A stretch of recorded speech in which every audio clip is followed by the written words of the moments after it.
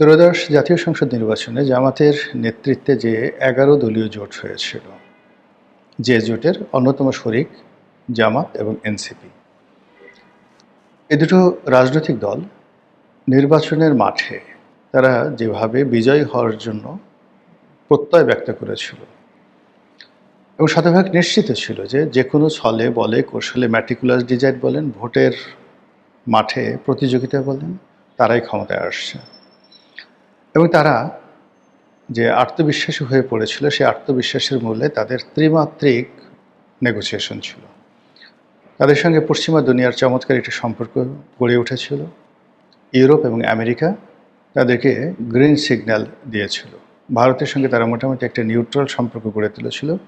চীন এবং পাকিস্তান, এই দুটো রাষ্ট্র তাদের সর্বশক্তি দিয়ে জামাতের যে ১১ দলীয় জোট তাদেরকে সহযোগিতা করেছিল।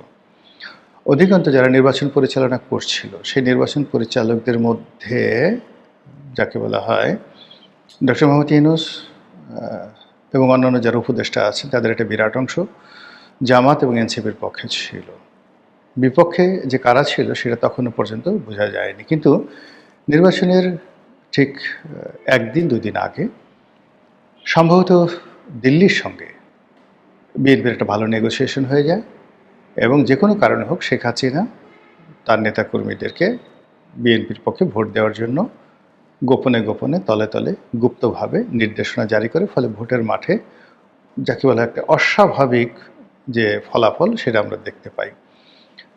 আমরা যারা রাজনীতির বিশ্লেষক ছিলাম, আমরা ধরে নিয়েছিলাম যে আওয়ামী লীগ এই নির্বাচনে অংশগ্রহণ করছে না এবং তারা শেখ হাসিনা যেভাবে প্রথম দিকে বলছিলেন যে যেহেতু নৌকা নেই, নো বোট নো ভোট, আমাদের ভোটাররা ভোট কেন্দ্রে যাবে না। তো তাই যদি হয় তাহলে আমরা ধরে নিয়েছিলাম যে সাকুল্যে সেই 2024, 2018 কিংবা 2014 সনে যে ভোটার উপস্থিতি হয়েছিল তার চেয়ে 5 থেকে 6% ভোট আরও কম কালেক্ট হবে। বাকি ভোট কালেকশনের জন্য তাদেরকে মূলত সিল পিটাতে হবে এবং এটা ছিল একটা জেনারেল ম্যাথমেটিক্স। কিন্তু বাস্তবে দেখা গেল যে না, আমরা যে প্রেডিক্ট করেছিলাম সেটা আওয়ামী লীগের সিদ্ধান্তের কারণে উল্টে যায়। অসংখ্য ভোটার ভোট কেন্দ্রে উপস্থিত হয় এবং তারা বিএনপিকে ভোট দেয় এবং বিএনপি বিজয়ী হয়ে যায়। বিএনপি বিজয়ী হওয়ার পর সঙ্গত কারণে জামাতের মধ্যে নিদারুণ প্রতিক্রিয়া দেখা দেয়। তাদের মন খারাপ হয়ে যায়, মেজাজ গরম হয়ে যায়, তারা ভেবে পায় না হোয়াট শুড ডু, কী করা উচিত। তাদের যে 17 মাসের সাজানো গুছানো সংসার সব তছনছ হয়ে যায়। তারা প্রশাসনের বিভিন্ন জায়গাতে যেভাবে তাদের পছন্দের মানুষ বসিয়েছিল, যেভাবে তারা হেলে দুলে রাষ্ট্র পরিচালনা করছিল এবং যেভাবে তাদের কথা মতো সব কিছু চলছিল, কূটনীতিবিদরা তাদের সেই মগবাজারে আসছিল, ব্যবসায়ীরা দলে দলে জামাতের আমিরের সেই আনুগত্য প্রকাশ করার জন্য, সোহবত প্রকাশ করার জন্য, বায়াত গ্রহণ করার জন্য যেভাবে ছুটাছুটি করছিল, তাতে জামাত মনে করেছিল যে তারাই এমিরেটস প্রতিষ্ঠা করতে যাচ্ছে এবং তাদের নেতা আমিরুল মোমিনিন হতে চলেছেন। ঠিক সেই জায়গাটাতে অলনে ছাড়েন জনাব তারেক রহমান সাহেব এখন জাতির নেতা হিসেবে আবির্ভূত হয়েছেন। কথাটা বললাম আমাদের তথ্যমন্ত্রী জনাব জহিরুদ্দিন স্বপন, তিনি বলেছেন জনাব তারেক রহমান সাহেব তিনি জাতির নেতা। এই শব্দটি সিঙ্গুলার নাম্বার, অত্যন্ত তাৎপর্যপূর্ণ একটি শব্দ। তিনি তাকে বলতে পারতেন যে জাতীয় নেতা, কিন্তু জাতীয় নেতা তো তিনিও জাতীয় নেতা, তার মতো শত শত জাতীয় নেতা আছে। আমি গোলাম মোল্লা রনি, আমিও একজন জাতীয় নেতা। পুরো জাতি যাকে চেনে, পুরো জাতির একটা বিরাট অংশ যাদেরকে মনে করে যে না এরা নেতা হওয়ার যোগ্য, তারাই জাতীয় নেতা। তো সেই অর্থে জনাব তারেক রহমান সাহেব জাতীয় নেতা হবে, কিন্তু জাতির নেতা মানে সুপ্রিম কমান্ডার, ইমামুল আজম এরকম মানে, বা হুজ্জাতুল ইমাম, নেতাদের নেতা, সর্দারে আজম, বা হজরতুল আল্লাম। আরবিতে যে এই শব্দগুলো আমরা সবসময় ব্যবহার করি, ঠিক যেমন কাজী উল কুজ্জাত মানে কাজীদের কাজী। তো জাতির নেতা বলতে যেটা বোঝায় সিঙ্গুলার নম্বর, এই জাতির একজনই নেতা আছেন, তিনি জনাব তারেক রহমান, এটাই স্পষ্ট।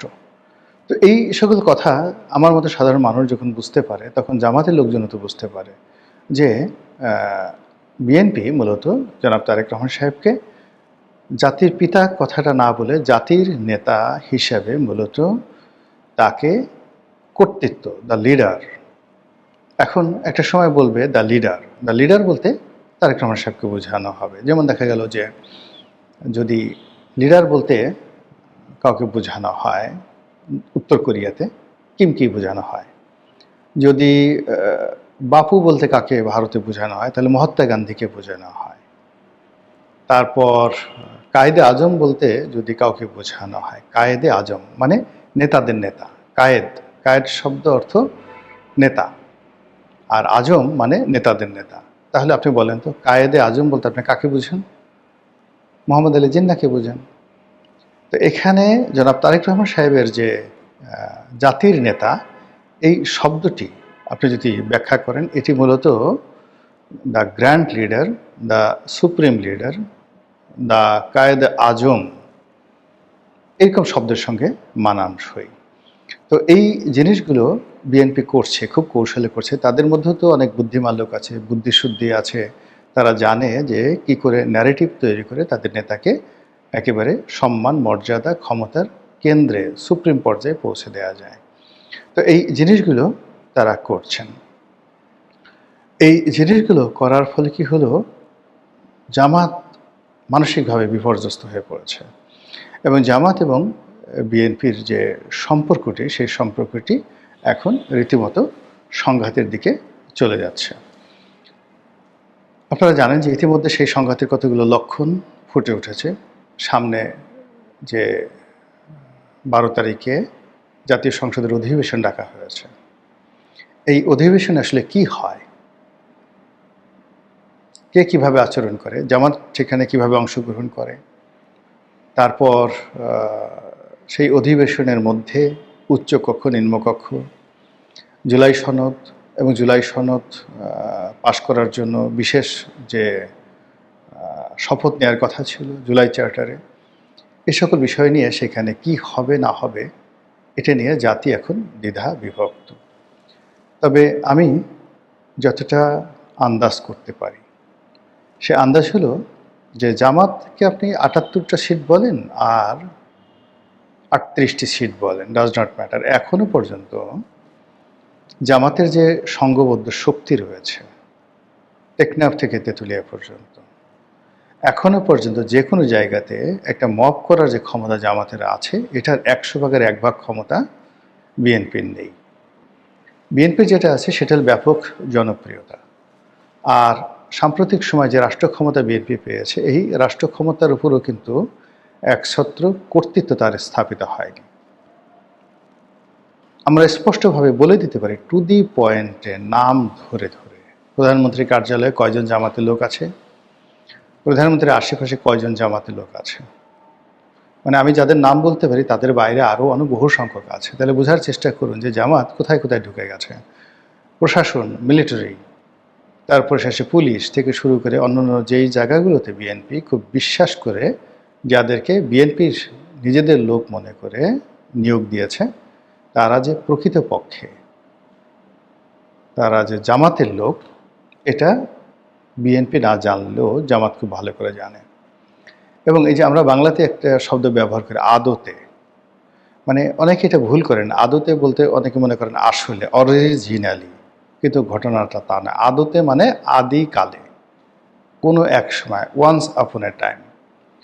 তো আসলে আদতে মানে আদিকালে, ওয়ান্স আপন এ টাইম, যদি কেউ জামাত করে থাকে, সে মৃত্যুর পূর্ব পর্যন্ত ইয়া জামাতি ইয়া শিবিরি এই কথা বলেই তিনি মরতে স্বাচ্ছন্দ্য বোধ করবেন।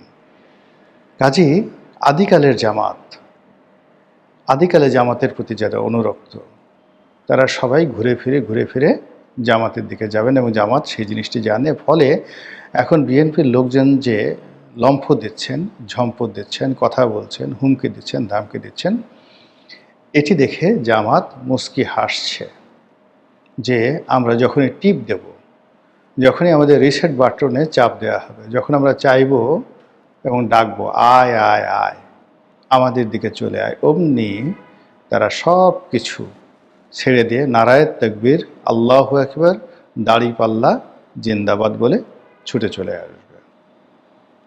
আর তারই প্রেক্ষিতে আপনি দেখুন, এই পবিত্র মাহে রমজান মাসে জামাতের যে কর্মকাণ্ড, সেখানে কোনো ফ্রাস্ট্রেশন নেই, হতাশা নেই। তারা বরং বিএনপিকে থ্রেট দিতে যাচ্ছে। তারা বিভিন্নভাবে বিএনপিকে ব্যাধিগ্রস্ত রাখার চেষ্টা করছে। তারা বলছে বিএনপি ক্ষমতায় এসছে ইলেকশন ইঞ্জিনিয়ারিংয়ের মাধ্যমে, তাদের বিজয়কে ছিনিয়ে নেওয়া হয়েছে, সূক্ষ্ম কারচুপির মাধ্যমে তারা এই কাজগুলো করেছে। বিএনপির বিরুদ্ধে তারা যে ন্যারেটিভ দেওয়ার চেষ্টা করেছে যে আমরা শেখ হাসিনাকে তাড়িয়েছি ভারতের আধিপত্যবাদের কারণে, কিন্তু এখন দেখা যাচ্ছে যে বর্তমান সরকার শেখ হাসিনার চাইতেও আরও বেশি ভারত প্রেমী হয়ে পড়েছে, মোদির আপনজন হয়ে পড়েছে। এখন তারা যেভাবে ভারতীয় দূতাবাসের লেজুর বৃত্তি করছে, যেভাবে ভারতীয় দূতাবাসকে প্রিভিলেজ দিচ্ছে, যেভাবে দিল্লির দিকে ছুটাফেরা করছে, এরপরে যেমন আমাদের যে স্বরাষ্ট্রমন্ত্রী, সেই স্বরাষ্ট্রমন্ত্রী তো তাকে জামাতের যারা লোকজন রয়েছে তারা উপাধি দিয়ে ফেলেছে, তাকে সবাই ডাকছে সালাউদ্দিন, কেউ বলছে দিল্লি সালাউদ্দিন, কেউ বলার চেষ্টা করছেন যে সে হলো কি শিলন সালাউদ্দিন। তিনি আসামের যে শিলন যে শহর, সেখানে তিনি ছিলেন, এই জন্য তার নাম হয়ে গেছে শিলন সালাউদ্দিন। তাহলে চিন্তা করুন যে আমাদের দেশে কুকথায় কিন্তু বাতাসের চেতে দ্রুত বেগে ছুটে। এখন এই যে নাসিরউদ্দিন পাটোয়ারি মির্জা আব্বাসকে চাঁদাবাজ বানিয়ে দিয়েছেন, জামাত বিএনপিকে জালেম বা এক জালেম কাছে আর এক জালেম আসছে এটা বানিয়ে দিয়েছে, এটা সহজে যাবে না। এখন সালাউদ্দিন সাহেব স্বরাষ্ট্রমন্ত্রী হয়েছেন, স্বরাষ্ট্রমন্ত্রী হওয়ার পর তার নামের সাথে যে তিনটি যে বিশেষণ জামাতের যারা লোকজন রয়েছে তাদের বট বাহিনী আলটিমেটলি সিল মেরে দিয়েছে, দিল্লি সালাউদ্দিন, সালাউদ্দিন, শিলং সালাউদ্দিন, এবং তিনি স্বরাষ্ট্র মন্ত্রণালয়ে আছেন। ফলে এই স্বরাষ্ট্র মন্ত্রণালয় থেকে তিনি যত ভালো কাজ করারই চেষ্টা করেন না কেন, ওই ট্যাগের কারণে তিনি মানসিকভাবে বিপর্যস্ত হয়ে পড়বেন। তো যেটা বলছিলাম যে এখন জামাত যেটা চাচ্ছে, যে কোনো মূল্যে জুলাই সনদে যেভাবে স্বাক্ষর করা হয়েছে, এমনকি বিএনপি যে বিষয়গুলোতে নোট অফ ডিসেন্ট দিয়েছে, সেই বিষয়গুলো আন্দোলনের মাধ্যমে, লড়াইয়ের মাধ্যমে বিএনপিকে চাপের মধ্যে ফেলে সেই বিষয়গুলো আদায় করে নেওয়া, এবং সেই কাজগুলো তারা করে যাচ্ছে। এবং রোজার মাসে আমরা দেখলাম, যেমন বিএনপি এখন বলছে যে সংবিধানে এই জিনিস নেই। তো জামাতের আমির মিয়া গোলাম পারওয়ার তিনি বলছেন যে আরে আপনি সংবিধানের কথা বলছেন, সংবিধান অনুযায়ী যদি আপনি ধরেন তাহলে তো সংবিধান অনুযায়ী শেখ হাসিনা প্রধানমন্ত্রী, বৈধ প্রধানমন্ত্রী, তাহলে আপনি আছেন কেন? যদি আপনি সংবিধানকে মানেন তাহলে তো ডক্টর মোহাম্মদ ইউনূসের সরকারই অবৈধ, আর নির্বাচন কমিশন অবৈধ, আর সেই নির্বাচন কমিশন আর সেই অবৈধ সরকার যদি একটা অবৈধ নির্বাচনের মাধ্যমে আপনাদেরকে নির্বাচিত করে থাকে, আপনাদেরই তো মিয়া বৈধতা নাই। কী সমস্ত কথাবার্তা বলেন সংবিধান নিয়ে? কাজেই যে বিপ্লব হয়েছে, বিপ্লবের আদর্শ তুলে ধরুন, যে গণ অভ্যুত্থান হয়েছে সেই গণ অভ্যুত্থানের যে আদর্শ, নীতি, চাহিদা, এগুলো পূর্ণ করুন। আর মুনাফিকি করবেন না, যে সকল কথা হয়েছে সেই সকল কথা রক্ষা করুন, ওয়াদা রক্ষা করুন, ওয়াদার বরখেলাপ করবেন না, আদারওয়াইজ আমরা যা করার তাই করব। কি করবেন তারা? তারা শেখ হাসিনার বিরুদ্ধে যা কিছু করেছেন সেই কাজগুলো করবেন। শেখ হাসিনার বিরুদ্ধে তাদের নিজস্ব লোক দ্বারা তারা সেনাবাহিনী, পুলিশ বাহিনী, তারপর সচিবালয় কি করেছেন আপনারা জানেন। তারা তাদের নিজস্ব লোক দ্বারা যাত্রাবাড়িতে, উত্তরাতে, মোহাম্মদপুরে, রামপুরাতে, মহাখালীতে কি করেছেন আপনারা সেটা জানেন।